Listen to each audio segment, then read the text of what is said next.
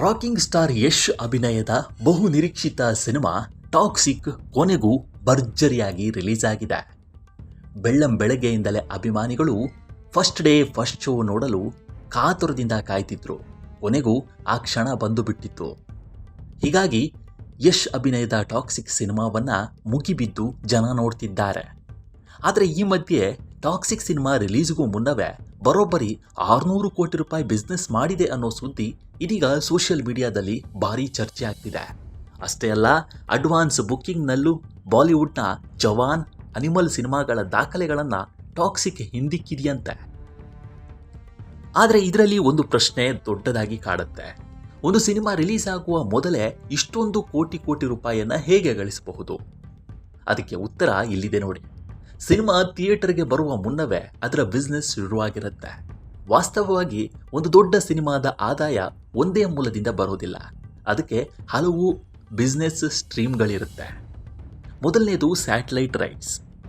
TV ಚಾನೆಲ್ಗಳು ಸಿನಿಮಾದ satellite ಹಕ್ಕುಗಳನ್ನು ದೊಡ್ಡ ಮೊತ್ತಕ್ಕೆ ಖರೀದಿಸುತ್ತವೆ. ದೊಡ್ಡ ಸ್ಟಾರ್ ಮತ್ತು ದೊಡ್ಡ ಬಜೆಟ್ ಸಿನಿಮಾ ಆಗಿದ್ರೆ ಅದರ ಟಿವಿ ಪ್ರೀಮಿಯರ್ಗೆ ಇರುವ ಬೇಡಿಕೆ ಕೂಡ ಹೆಚ್ಚಾಗಿರುತ್ತೆ. ಇನ್ನು ಎರಡನೆಯದು OTT rights. Netflix, Amazon Prime, Jio ಹಾಟ್ಸ್ಟಾರ್ನಂತಹ ಸೇರಿದಂತೆ ವಿವಿಧ OTT ಪ್ಲಾಟ್ಫಾರ್ಮ್ಗಳು ಸಿನಿಮಾದ ಡಿಜಿಟಲ್ ಹಕ್ಕುಗಳನ್ನು ಖರೀದಿಸಬಹುದು. ಸಿನಿಮಾ ಥಿಯೇಟರ್ನಲ್ಲಿ ರಿಲೀಸ್ ಆಗುವುದಕ್ಕೂ ಮುನ್ನವೇ ಈ ಡೀಲ್ ಫೈನಲ್ ಆಗಿರುವ ಸಾಧ್ಯತೆ ಇರುತ್ತೆ. ಇನ್ನು ಮೂರನೆಯದು ಮ್ಯೂಸಿಕ್ ರೈಟ್ಸ್. ಸಿನಿಮಾದ ಹಾಡುಗಳು, ಆಡಿಯೋ ಮತ್ತು ಮ್ಯೂಸಿಕ್ ಹಕ್ಕುಗಳನ್ನು ಮ್ಯೂಸಿಕ್ ಕಂಪನಿಗಳು ಖರೀದಿಸುತ್ತವೆ. ಸ್ಟಾರ್ ಸಿನಿಮಾ ಆಗಿದ್ರೆ ಈ ಹಕ್ಕುಗಳಿಗೂ ಭಾರಿ ಮೌಲ್ಯ ಸಿಗುತ್ತೆ.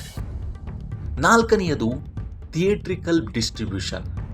ಸಿನಿಮಾವನ್ನು ವಿವಿಧ ರಾಜ್ಯಗಳು ಮತ್ತು ದೇಶಗಳಲ್ಲಿ ಬಿಡುಗಡೆ ಮಾಡಲು ಡಿಸ್ಟ್ರಿಬ್ಯೂಟರ್ಗಳು ಹಕ್ಕುಗಳನ್ನು ಖರೀದಿಸ್ತಾರೆ.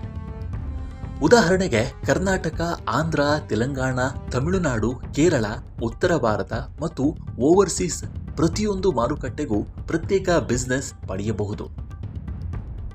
ಹೀಗಾಗಿ ಒಂದು ಸಿನಿಮಾ ರಿಲೀಸ್ಗೂ ಮುನ್ನವೇ 600 ಕೋಟಿ ರೂಪಾಯಿ ಮೌಲ್ಯದ ಡೀಲ್ಗಳನ್ನು ಮಾಡಿಕೊಂಡಿದೆ ಅಂದರೆ ಅದು 600 ಕೋಟಿ ಲಾಭ ಅಂತ ಅರ್ಥ ಅಲ್ಲ. ಇದು ಬಹಳ ಮುಖ್ಯವಾದ ವ್ಯತ್ಯಾಸ. ಹಾಗಾದರೆ ಸಿನಿಮಾ ಥಿಯೇಟರ್ನಲ್ಲಿ 1,000 ಕೋಟಿ ರೂಪಾಯಿ ಗ್ರಾಸ್ ಕಲೆಕ್ಷನ್ ಮಾಡಿದ್ರೆ ಪ್ರೊಡ್ಯೂಸರ್ಗೆ 1,000 ಕೋಟಿ ಸಿಗುತ್ತಾ? ಖಂಡಿತ ಇಲ್ಲ. ಥಿಯೇಟರ್ನಲ್ಲಿ ಪ್ರೇಕ್ಷಕರು ಪಾವತಿಸುವ ಹಣ ಮೊದಲು ಗ್ರಾಸ್ ಕಲೆಕ್ಷನ್ ಆಗುತ್ತೆ. ಇದರಲ್ಲಿ ತೆರಿಗೆಗಳು ಕಡಿತವಾಗುತ್ತೆ. ನಂತರ ಉಳಿದ ಮೊತ್ತವನ್ನು ಥಿಯೇಟರ್ ಮತ್ತು ಡಿಸ್ಟ್ರಿಬ್ಯೂಟರ್ ನಡುವೆ ಒಪ್ಪಂದದ ಪ್ರಕಾರ ಹಂಚಿಕೊಳ್ಳಲಾಗುತ್ತೆ. ಅದರಲ್ಲೂ ಸಿನಿಮಾ ಯಾವ ಪ್ರದೇಶದಲ್ಲಿ ಹೇಗೆ ಬಿಡುಗಡೆ ಆಗಿದೆ, ಡಿಸ್ಟ್ರಿಬ್ಯೂಷನ್ ರೈಟ್ಸ್ ಯಾವ ಬೆಲೆಗೆ ಮಾರಾಟವಾಗಿದೆ, ಥಿಯೇಟರ್ ಡೀಲ್ ಹೇಗಿದೆ, ಇವೆಲ್ಲದರ ಮೇಲೆ ಪ್ರೊಡ್ಯೂಸರ್ಗೆ ಸಿಗುವ ನಿಜವಾದ ಹಣ ಬದಲಾಗುತ್ತೆ. ಇದನ್ನೇ ನಾವು ಸಾಮಾನ್ಯವಾಗಿ ನೆಟ್ ಕಲೆಕ್ಷನ್, ಶೇರ್ ಮತ್ತು ಗ್ರಾಸ್ ಅನ್ನೋ ಪದಗಳಲ್ಲಿ ಹೇಳ್ತೀವಿ. ಹಾಗಾದರೆ 1,000 ಕೋಟಿ ಕಲೆಕ್ಷನ್ ಮಾಡಿದ ಸಿನಿಮಾ ನಿಜವಾಗಿಯೂ ಎಷ್ಟು ಹಣ ಸಂಪಾದಿಸುತ್ತೆ? ಇದಕ್ಕೆ ಒಂದೇ ಫಿಕ್ಸ್ಡ್ ಉತ್ತರ ಇಲ್ಲ. ಯಾಕಂದರೆ ಸಿನಿಮಾ ಬಿಸ್ನೆಸ್ನಲ್ಲಿ ಬಜೆಟ್, ರೈಟ್ಸ್ ಮಾರಾಟ, distribution deal, theatre share, OTT ಮತ್ತು ಸ್ಯಾಟಲೈಟ್ ಆದಾಯ ಎಲ್ಲವನ್ನ ಒಟ್ಟಿಗೆ ಲೆಕ್ಕ ಹಾಕಬೇಕು. ಹೀಗಾಗಿ ಟಾಕ್ಸಿಕ್ನಂತಹ ದೊಡ್ಡ ಸಿನಿಮಾಗಳಿಗೆ ರಿಲೀಸ್ಗೂ ಮುನ್ನವೇ ದೊಡ್ಡ ಮಟ್ಟದ ಬಿಸ್ನೆಸ್ ಆಗಿರೋದು ಅಚ್ಚರಿಯ ವಿಷಯ ಅಲ್ಲ.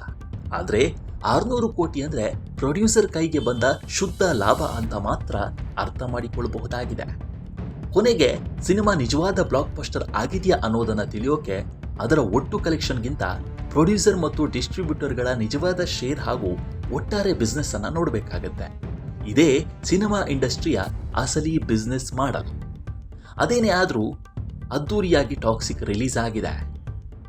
ಪ್ರೇಕ್ಷಕರ ಅಭಿಪ್ರಾಯ ಹೇಗಿರುತ್ತೆ ಅನ್ನೋದನ್ನ ಕಾದು ನೋಡಬೇಕಾಗಿದೆ.